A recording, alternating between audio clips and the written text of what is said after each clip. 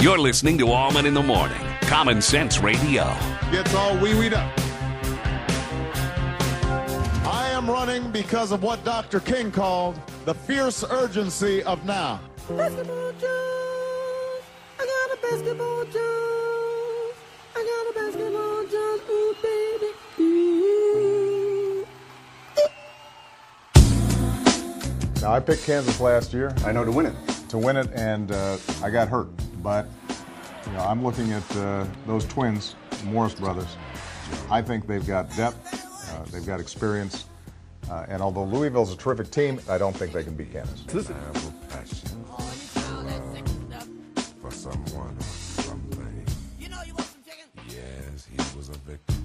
President Obama has finally made a decision. Kansas wins the NCAA tournament, which begins today. The fierce urgency of now played out yesterday on ESPN. And, yeah, I mean, we were wondering about the fate of the West Coast and the whole nuclear meltdown thing over there in Japan. We were wondering about that. And what about that, Mr. President? I picked Kansas last year. I know to win it. And I got hurt. But, I'm looking at those twins, Morris brothers. I think they've got depth, they've got experience. Yeah. Okay. Well, maybe we can turn to something else, like, for instance, Libya and the no-fly zone. Maybe you can tell us a little bit about what you think about Libya and the no-fly zone and what we're going to do over there. Do you think I picked Kansas last year. I know to win it. And I got hurt. But okay, so let's try Afghanistan. What do you think a bunch of American soldiers who are fighting over there, tooth and nail and pinned down, and what are you going to do to make sure that situation improves over there? We got to make some decision about what we're going to do. What do you think about that? I picked Kansas last year. I know to win it. And I got hurt. But, I'm looking at those twins. Yeah. You get the picture, folks? I mean, honestly, this guy is hammock relaxed, as I say. Gets all wee-weed up. In the face of tumult around the world and fiscal problems here at home, we waited with bated breath to hear what his NCAA picks were. Because after all, he had the basketball Jones for so long. They called this Barack-etology. And what's interesting is when they opened it all up, they had to make the gratuitous Japan mention. It was so uncomfortable. Well, Mr. President, appreciate you taking the time from a very busy schedule, certainly with everything that's pressing going on in the world today. Well, look, Andy, obviously we are going through incredible changes all around the world. Most recently, obviously, our hearts go out to the people of Japan. But I still think Kansas is going to go ahead and win that NCAA tournament. They went on to say, while you're on the inner tubes picking your brackets, make sure you divert yourself to the aid sites to give to the Japanese earthquake victims. Oh, my goodness gracious. Now, of course, this basketball Jones really kind of seeped into every reach of the White House, including apparently into the blood of Jay Carney, who is the White House spokesman.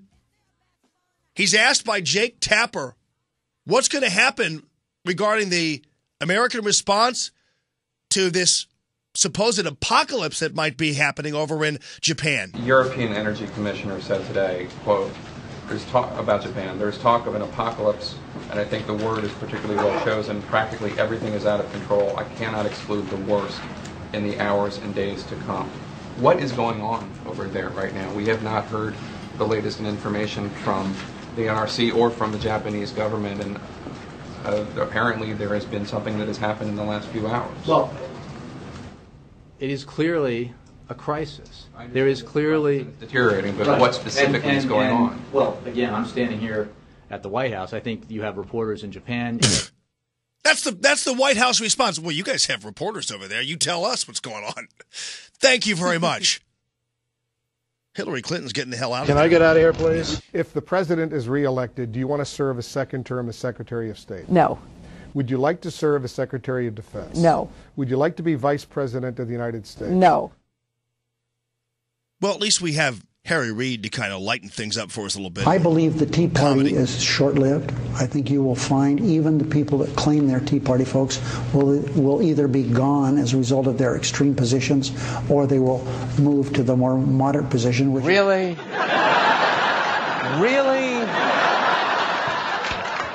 I mean, we do need to lighten things up after all, don't we? Let's go ahead to 8 because maybe Harry Reid is lightening things up just the way they did, during the Holocaust. Remember Joy Behar? I think, yes, the company knew that Gilbert Gottfried is inappropriate. Right. But I think there's just this phrase called, it's too soon.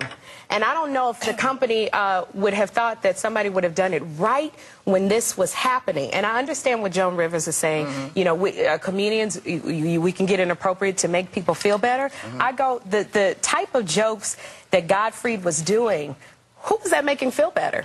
Well, the jokes were mean-spirited. So who was feeling better from the type of jokes that he was doing as a comic? I don't know. Maybe people who just need relief from the terror of it all. I don't know. But I mean, I'm sure that people in concentration camps made jokes about each other, about the Nazis. Well, I mean, don't you remember, folks, the concentration camp comedy hour? There on the radio networks at the time.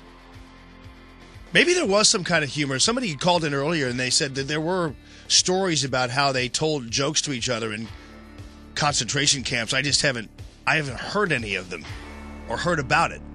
It's Common Sense Radio. Your phone call straight ahead, 969-9797. The Black Sphere straight ahead, too.